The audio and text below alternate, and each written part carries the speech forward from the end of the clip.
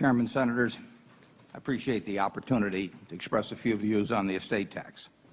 I'll limit my remarks to 3 points. The first relates to the intellectual dishonesty employed by those who use the phrase death tax.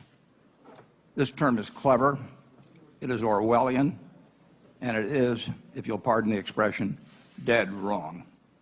More than 2.4 million Americans will die this year. About 12,000 of them will leave an estate that will be taxed when it goes down to, when the exemption goes to 3 million, as Senator Grassley mentioned. It'll be 9,600 estimated, and it's been 19,000 when the exemption was higher. That means that 99.5% of estates will be tax-free. You would have to attend 200 funerals to be at one at which the decedent's estate owed a tax. Indeed, far more people who die receive a large tax benefit. I don't think that's generally understood, namely a stepped-up basis on appreciated assets. If people insist on renaming the estate tax, it would be more appropriately labeled the death present. The second point I would like to make is that in a country that prides itself on equality of opportunity, it is becoming anything but that as the gap between the super-rich and the middle class widens in dramatic fashion. Here are a few figures on the Forbes 400. Other people save their Playboy magazines. I saved the Forbes 400 magazine. 20 years ago, 1987, it took $220 million to make the list. Now it takes $1.3 billion, about a 6-for-1 increase. The total wealth of the list in 1987 was then $220 billion. Now it's $1.54 trillion, exactly a 7-for-1 increase. Tax law changes have benefited this group, including me, in a huge way. During that same period, the average American went exactly nowhere on the economic front.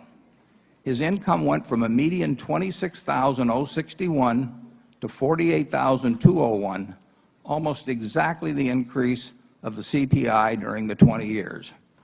He's been on a treadmill while the super-rich have been on a spaceship. Dynastic wealth, the enemy of a meritocracy, is on the rise. Equality of opportunity has been on the decline. A progressive and meaningful estate tax is needed to curb the movement of a democracy toward a plutocracy. Finally, I have a suggestion. Estate taxes now raise about $24 billion. It's one of the lowest percentages, incidentally, of total taxes in the history of the tax system. As mentioned, that $24 billion will come from about 12,000 estates. Indeed, half of that sum will come from only about 1,500 estates. The beneficiaries of each of those estates will receive millions, in many cases tens of millions or more. One point you never hear from proponents of estate tax elimination is whom they would get the $24 billion from if they didn't get it from the 12,000 largest states. They just say, free us. They don't say who to further shackle. Here's the suggestion. Keep the estate tax in its $24 billion. Reshape it, if you will, but keep the estate tax in its $24 billion. Then take a look at the bottom fifth of America. There are 23 million households in the United States with 20,000 or less of income. Many are paying payroll taxes that now total 15.3%. That 15.3% alone is more than the rate on dividends or capital gains and more than the rate on carried interest. Let's give those 23 million households a $1,000 annual credit. Every dollar of such a credit would affect real change in the lives of the 50 million plus people residing in the 23 million households. Yet the cost of this would be less than getting rid of the tax on the 12,000 estates. 50 million people would be helped in a material way. The beneficiaries of the 12,000 estates would still receive what looks like a fortune to almost all Americans. Leona Helmsley's dog, Trouble, reportedly is inheriting $12 million. If Mrs. Helmsley's estate is in the 45% bracket, Trouble could instead receive $22 million if the estate tax was removed. Alternatively, just from Trouble's share of the Helmsley estate tax, 10,000 families making less than $20,000 annually could receive $1,000 each to make their lives a bit better.